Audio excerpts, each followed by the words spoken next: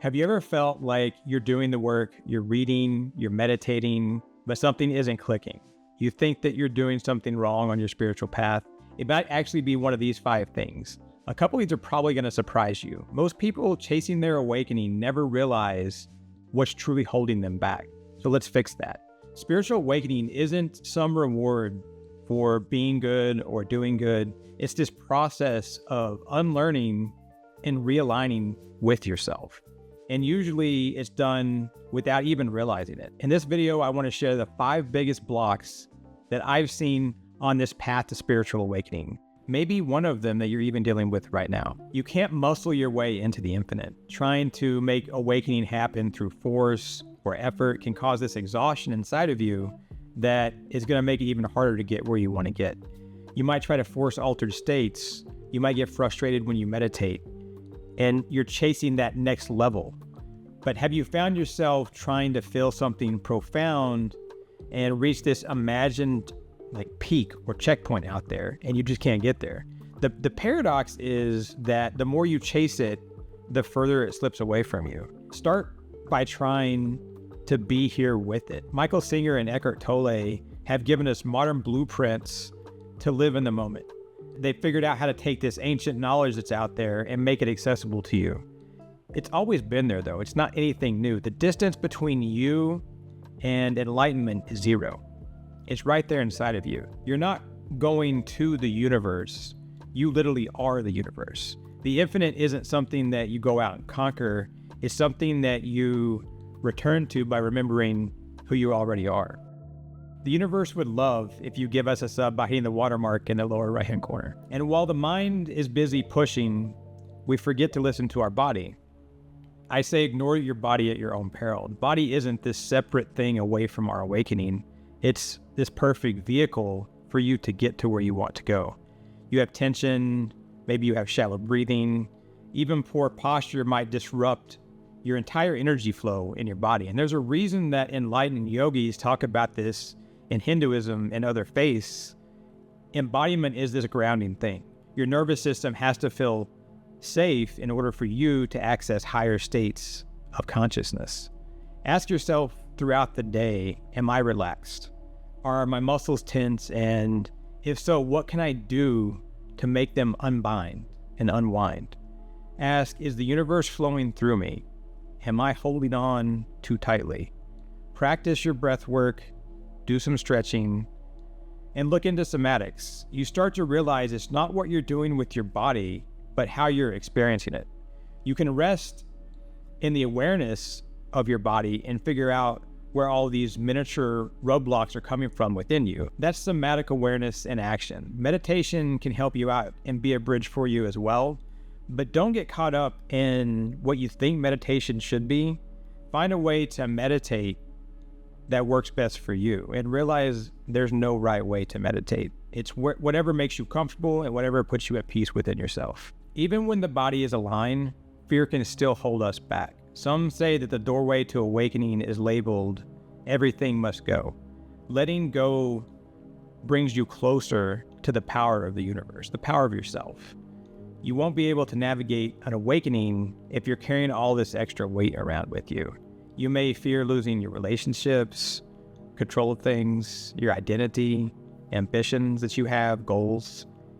And it might scare you to be without these things. But letting go doesn't have to mean that you're abandoning everything around you. It means that you're releasing attachment of how things have to be, or how you're told that they must be by society.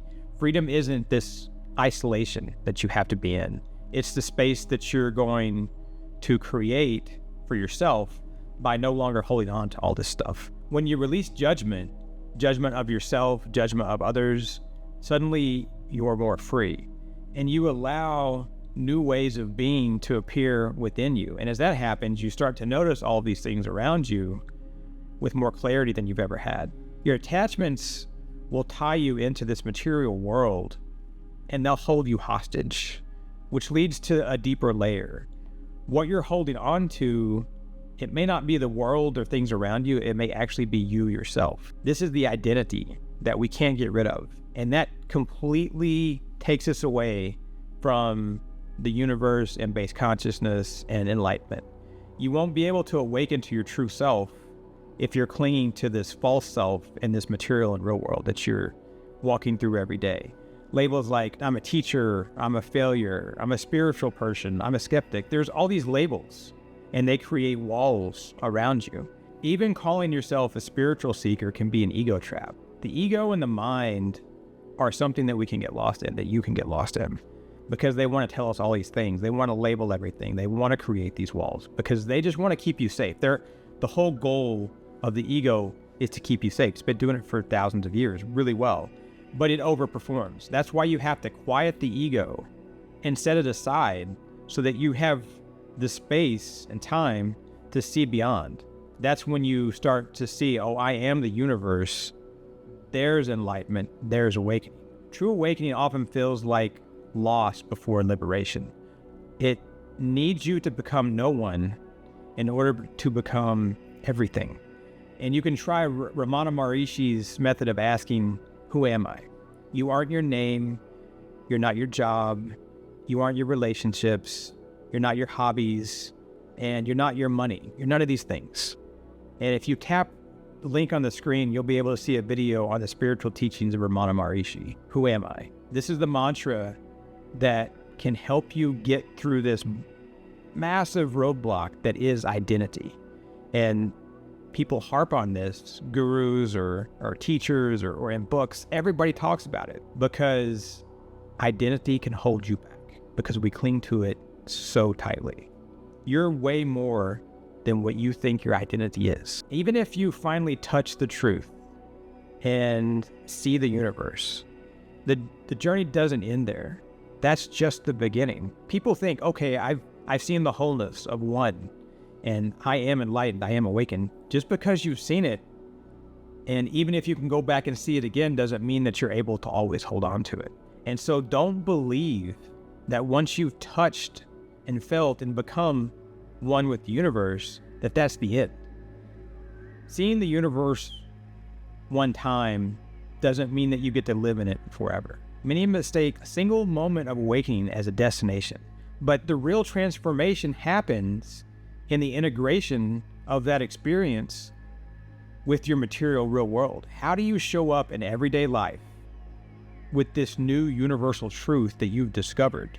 If you don't ground that truth that you've seen in the material world, your insight's going to fade. It's going to be harder to get back to it. There has to be a path back to that insight. And the path also has to come from that insight that you have, and you have to lead it into your everyday life. Your nervous system is going to revert. Your body's going to go back into old habits, and your ego is going to rebuild those walls and labels to keep out the insight, to keep you away from awakening. Awakening is the beginning of new practices. It's not the end of your effort down the path. Daily meditation, service, gratitude practices, that's where the awakened state can stabilize for you. Once you've seen the universe, it matters who you let into your bubble from here on out. Society is naturally going to try to pierce through that bubble. It's going to try to put you on this zombie conveyor belt of life that they're telling you, you have to get on this conveyor belt. You have to do all of these things. So you have to be aware and intentional of not slipping back into this stream of unconsciousness that society's pushing you in. And it takes work to do that. So you have to figure out what rituals and daily practices are going to work for me to remind me, oh, this is taking me away from awakening. How can I stay here? That's why people carry around palm stones or carry around prayer beads or mala beads or rosaries. It's because it's a reminder of this bridge between that other place and this place that we call the real world. Awakening isn't something that you're going to chase. It's something that you uncover within you by removing what blocks it. These blocks that we're just talking about. And these blocks, they can be really familiar and deeply human. And they can be warm and inviting. Now that you see what they are, you have to decide, am I a step closer to seeing this awakening that I want to experience? And the conversation doesn't have to end here. Come be part of a community that gets it at keyshar.org. Please like this video if you want us to keep making content just like this. And until next time, I wish you peace on your journey.